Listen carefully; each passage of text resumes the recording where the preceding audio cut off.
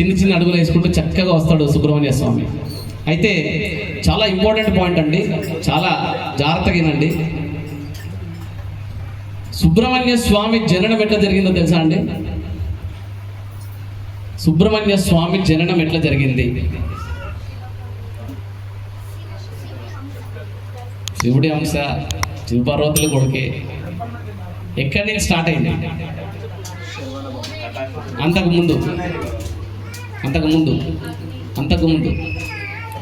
అవన్నిటికంటే ముందు ఏం జరిగిందంటే, ఆయన పేరు నాకు గుర్తు రావట్లేదు, ఎందుకంటే పేర్ల కంటే ఎక్కువ ఆ ఇంపార్టెంట్ సెంటెన్స్ నేను గుర్తుపెట్టుకుంటాను కదా.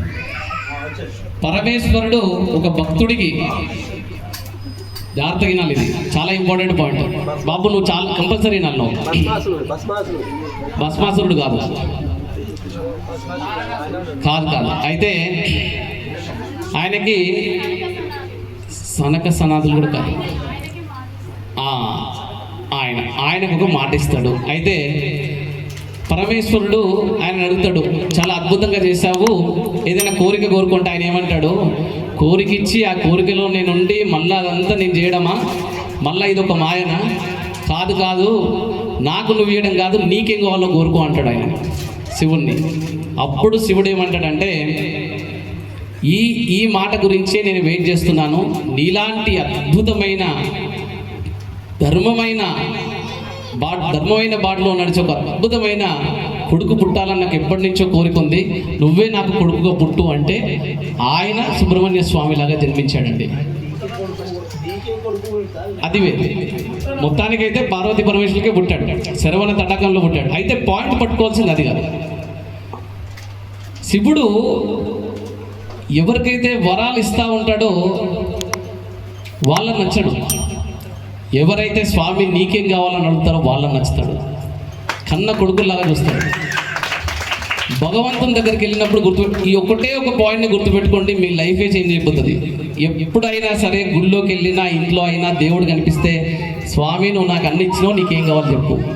ఈ ఒక్క పాయింట్నే పట్టుకోండి, మీ జీవితం మారకపోతే నన్ను వచ్చి అడగండి, నేను చెప్తున్నాను.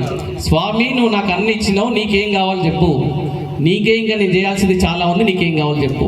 ఈ ఒక్క క్వశ్చన్ భగవంతుడిని చెప్పంగా మనస్ఫూర్తిగా చెప్పడం ఎప్పుడో స్టార్ట్ అవుతుందండి, ఆ రోజు మీ జీవితం చేంజ్ అయిపోతుంది. అండ్ సెకండ్ పాయింట్ ఏంటంటే, మనకి ఎన్ని గ్రహాలు ఉన్నాయండి? 9 గ్రహాలు.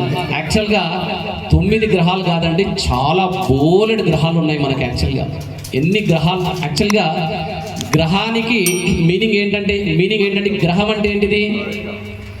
గ్రహం అంటే గ్రహించున్నది, మనల్ని గ్రహిస్తూ ఉంటుంది అన్నమాట.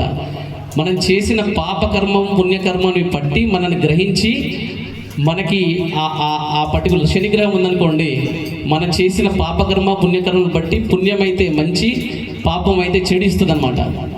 అలాగా ఎన్నో గ్రహాలు ఉన్నాయి, 9 గ్రహాలు కాదు, ఎన్నో గ్రహాలు ఉన్నాయి, 100 గ్రహాలు. పురుష గ్రహం స్త్రీ గ్రహం కూడా అంటారండి, అన్ని గ్రహాలు ఉన్నాయి యాక్చువల్గా. ఈ గ్రహాలన్నిటి కూడా మనకి ఏ దోషం ఉన్నా సరే పోవాలంటే పట్టుకోవాల్సిన స్వామి సుబ్రహ్మణ్య స్వామిని పట్టుకుంటే ఈ 9 గ్రహాలే కాదు, ఏ గ్రహమైనా మిమ్మల్ని వదిలిపెట్టేస్తుందండి. అట్లాగా సుబ్రహ్మణ్య స్వామిని పట్టుకోవాలంటే